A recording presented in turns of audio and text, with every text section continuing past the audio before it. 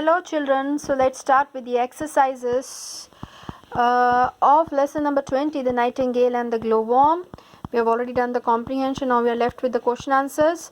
So please take out your notebooks along with that. So lesson number 20, on the top you write the nightingale and the glowworm. I forgot to write the poet name. Please write down here the poet name, William Cowper. Please write down. Oh, let me find out the pen. I'm having this colored pen. So please write down the poet here. William Cowper.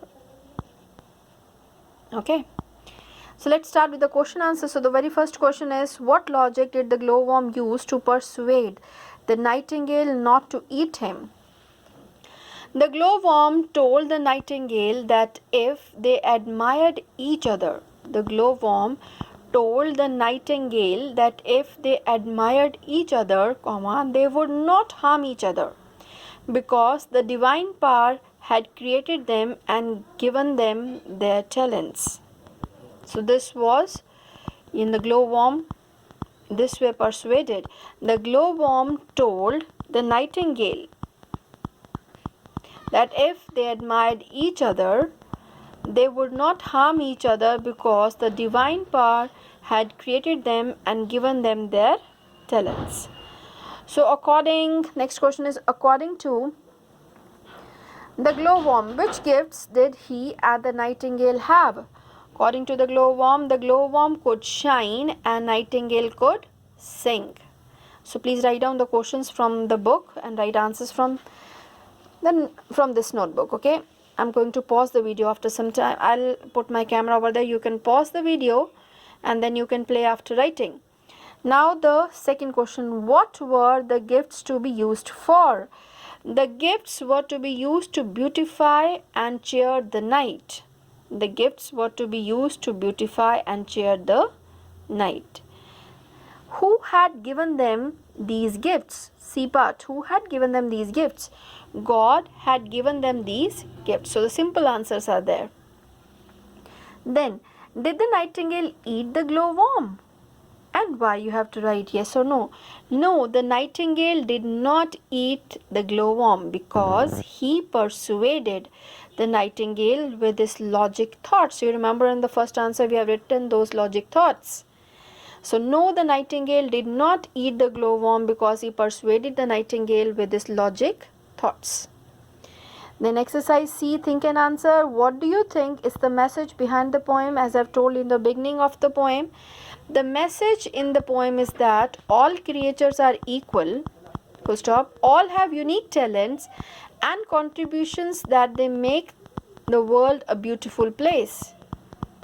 The message in the poem is that all creatures are equal, full stop, all have unique talents and contributions that makes the world a beautiful place. Okay, now word study. We have what is the rhyme scheme of the poem. Rhyme scheme here, see beta. A, long, this one song, same sounding, long, song, suspended, ended, so B, might, appetite, C, around, ground. So this way this will keep on going. This is A, long song, suspended, ended, B, rhyming pattern, C, might, appetite, around, ground, dark, spark, top, crop. So this way this will keep on going. So this way this is the rhyming pattern. So they have asked you what is the rhyme scheme of the poem. So the next question we are going to write it in the notebook. So that is given over there. Yes. Explain the meaning of these lines in your own words. So the first one, he spied far off upon the ground a something shining in the dark and knew the glowworm by his spark. So let's see the answer. Word study. This is exercise E. Explain the meaning. So the first one, the nightingale saw something shining on the ground which was far below and knew that it was a glowworm. I'll keep here.